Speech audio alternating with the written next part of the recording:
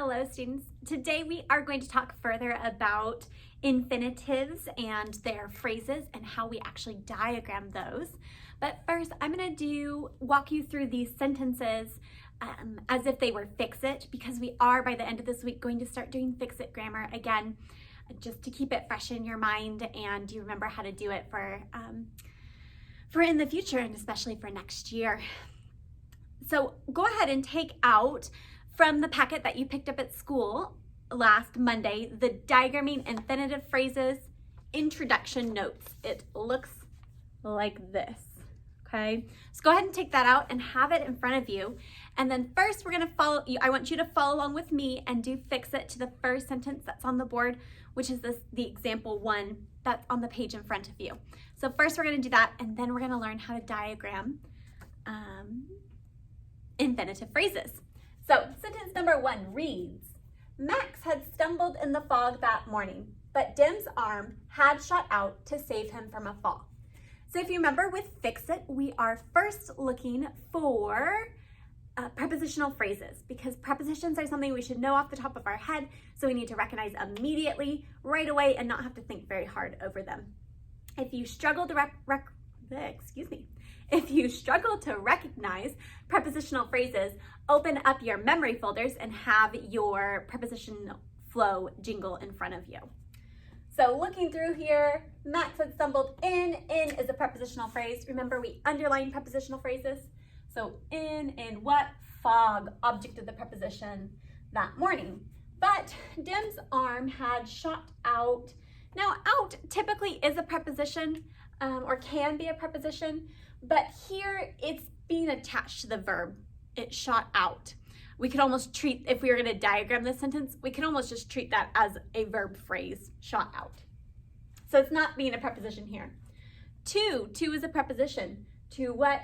Save. Is save a noun? No, save is not a noun. Save is a verb. So to save is an infinitive. And remember, we squiggly underline our infinitives. To save him from preposition. From what? Fall, object of the preposition. All right, there's our prepositional phrases. Next, we're gonna look for and label our verbs with a V. And this includes helping verbs, linking verbs, but it does not include verbals, so be careful. All right, Max had. Had is definitely a linking verb. Again, if you don't know linking verbs off the top of your head, open up to your jingles, open up to your, I'm sorry, did I say it's a linking verb? It's a helping verb. So open up to your helping verb jingle song, and they are listed there for you. So had, verb, had what? Had stumbled is our main verb. In the fog that morning, but Dim's arm, again, there's our helping verb, had. Had what? Had shot, verb. And like I said, we can include out in our verb phrase, but we're not going to label it as a verb. To save him, to save, we're not labeling that a verb because it is a verbal from a fall. All right, so we've got all our verbs. Now we're moving on to subjects. Who had stumbled? Max, subject noun.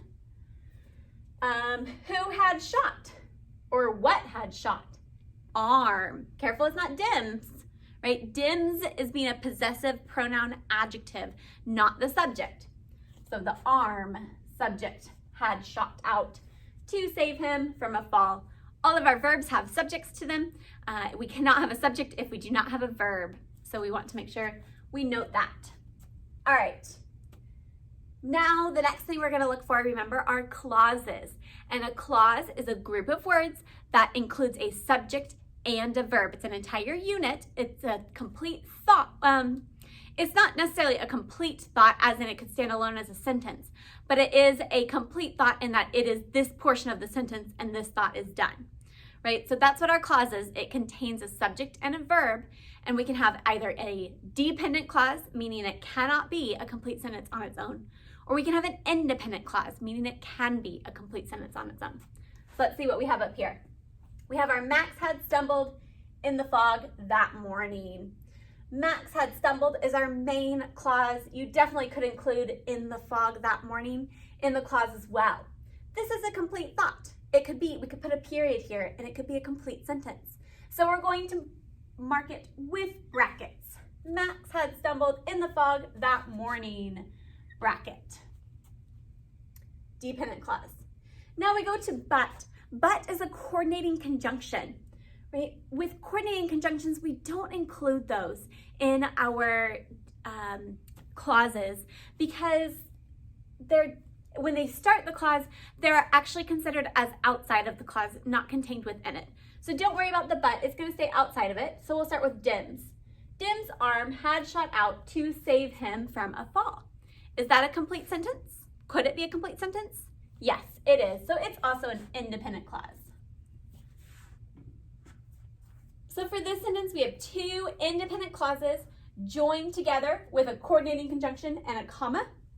Do you remember what type of sentence we call that? That is a compound sentence. It has two independent clauses properly joined together. So there's our compound sentence. Normally in fix-it grammar, you'd go on to look for mechanical errors. This sentence is written correctly. It does not have mechanical errors in it, so we're not going to continue with that. But now that we've analyzed our sentence, it has helped us to identify our infinitive. Now I want you to go ahead and circle the whole phrase, the whole infinitive phrase.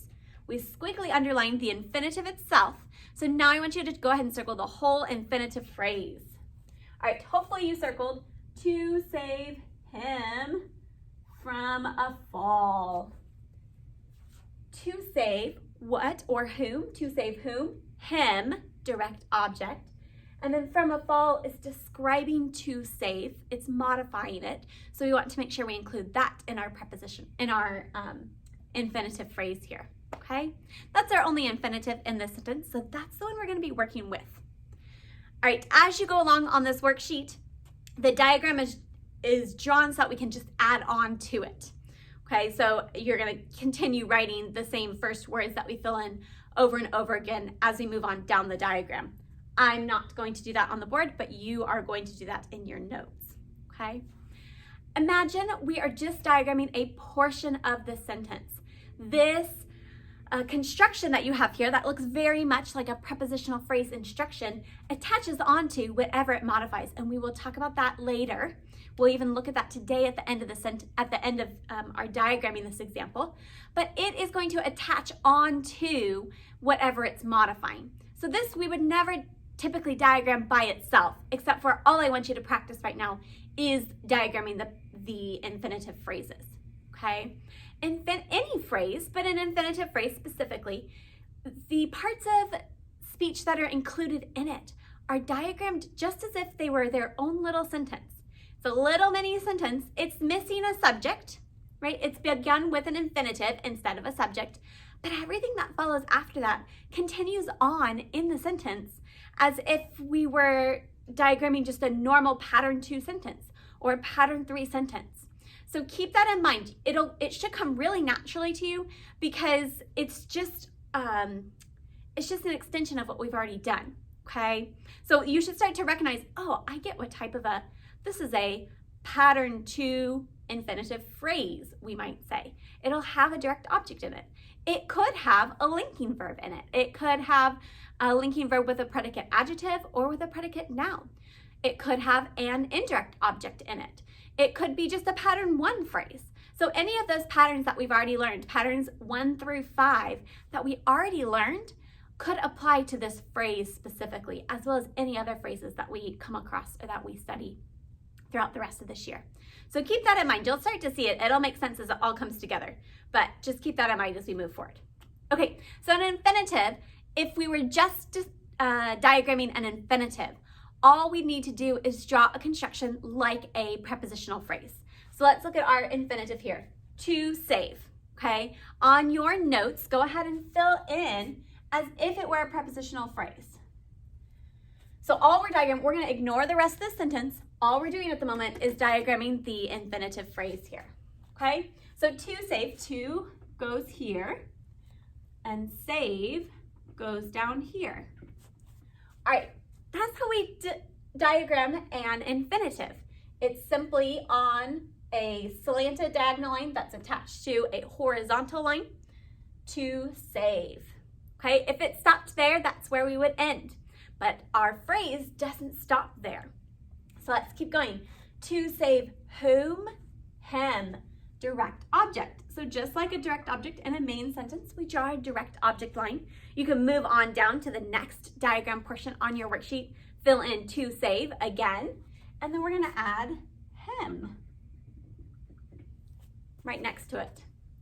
To save whom, him, direct object. So do you see how this is just like a pattern 2 sentence, except it doesn't have a subject? But we might call it a pattern 2 infinitive phrase, if you will. Okay, we're not done yet. To save him from a fall, prepositional phrase. What is from a fall? Is it a him from a fall? Did the him fall down?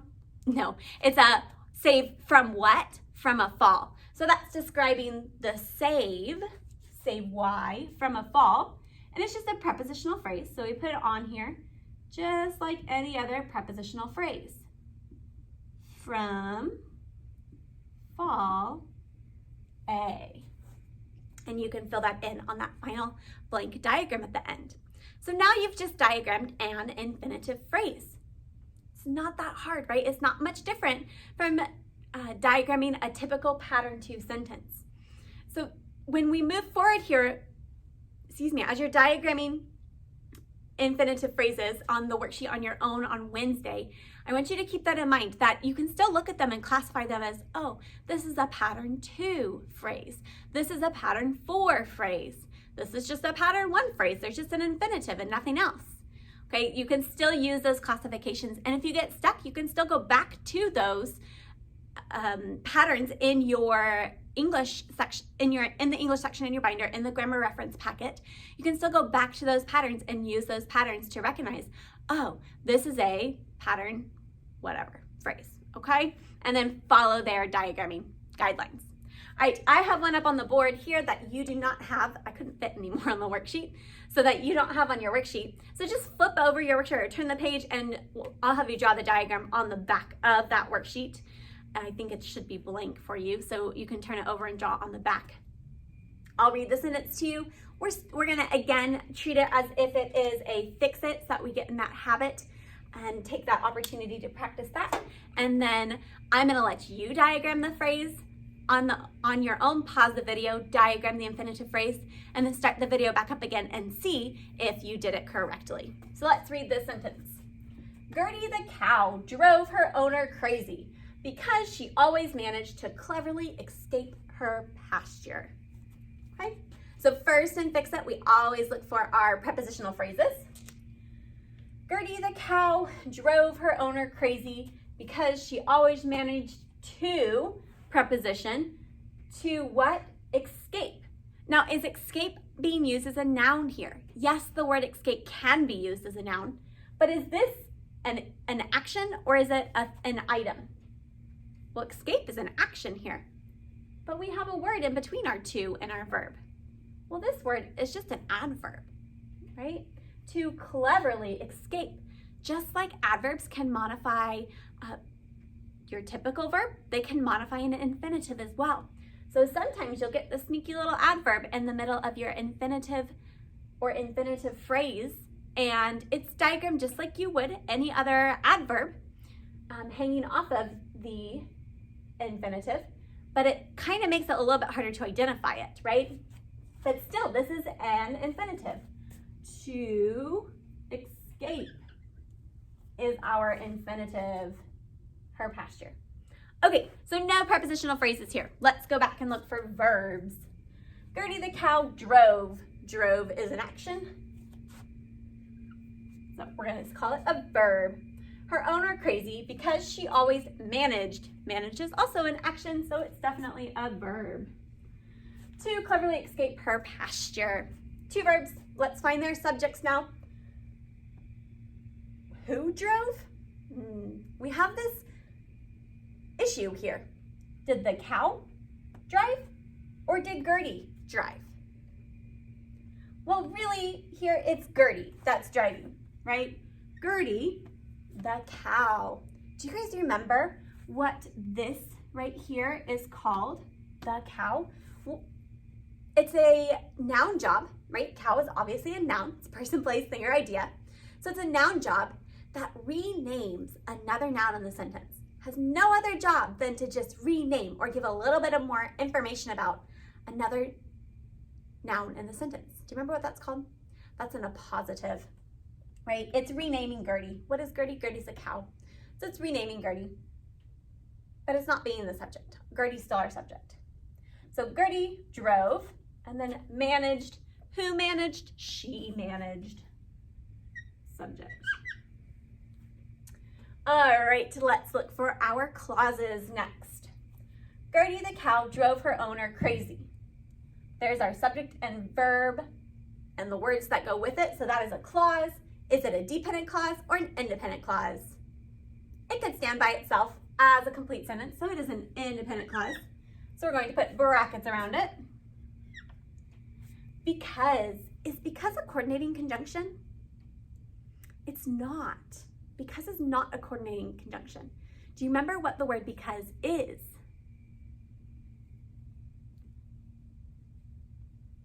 If you have a song running through your head, it should be our subordinating conjunction jingle. After, although, as much as, because, as much as, because. Right? So there's because. Because is a subordinating conjunction.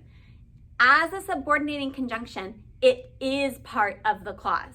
We can't have this clause without the because. It's essential to the meaning of the clause. So it has to stay in that clause. So now I want to ask you a question. Is the clause, because she always managed to cleverly escape her pasture, is that a complete idea? Some of you may have said yes. The reason why I would guess some of you said yes is because you keep turning into me sentences in your literature questions that begin with because and don't have another clause attached to them. That is not a complete thought. It's only half a thought. What is because she always managed to escape her pasture? What is because of that? That's what you leave asking. So on your literature questions, if you start a sentence with the word because, and you're welcome to do that, you have to end it with an independent clause, since this is a dependent clause. So we're going to put it in parentheses. So because she always managed to cleverly escape her pasture. Now we have an independent clause. We have it followed by a dependent clause. What type of a sentence is that? It is a complex sentence. Do we need a comma between crazy and because, between our two clauses? We do not, because the independent clause came first. If we had said, because she always managed to cleverly escape her pasture, Gertie the cow drove her owner crazy, we would need a comma. And you're welcome, you can definitely write that way. But this sentence wasn't written that way, so we don't need a comma. All right, so we'll stop there with fix it. Now let's identify our infinitive phrase. Okay, we've already identified our infinitive, to escape. So then to escape what? Her pasture. So our infinitive phrase is to cleverly escape her pasture. There's our infinitive phrase. Can you diagram it all by yourself? If you need to, look back at the front of the page. But I want you to pause the video and give it a try. Try to diagram this all by yourself. Pause the video and then come right back and I will diagram it for you. Okay, you better have tried before you keep watching. You must have done something before you keep watching. But here we go. Just diagramming this. We're not worrying about the rest of the sentence right now. We are just diagramming this part of the sentence, the infinitive phrase here. Okay? So our infinitive phrases begin just like our prepositional phrases. To escape. My pen is not super happy right now. All right, to escape. To escape what? Pasture, direct object. So we need our direct object line between our verb and our direct object. Pasture. Whose pasture? Her pasture. Escape how? Cleverly. cleverly. Adverb. And that's it. So hopefully yours looked like mine. If not, go ahead and fix it and make it look like mine. See if you have any questions on it, if something doesn't make sense. Remember, the great thing about videos is you can pause them and you can rewind them and you can watch a portion of it again. So if there was something you didn't understand, before you ask a question on it, go back to where in the video that was discussed and watch that portion of the video again. All right, you should have some time left in your grammar time today because I know how long this video is. So I want you to go ahead and diagram the numbers 1 and 2 on the diagramming infinitive phrases practice. It's the very next one. So go ahead and diagram numbers 1 and 2 on this worksheet and see how you did on that. And then we'll continue with this worksheet on Wednesday. Talk to you later.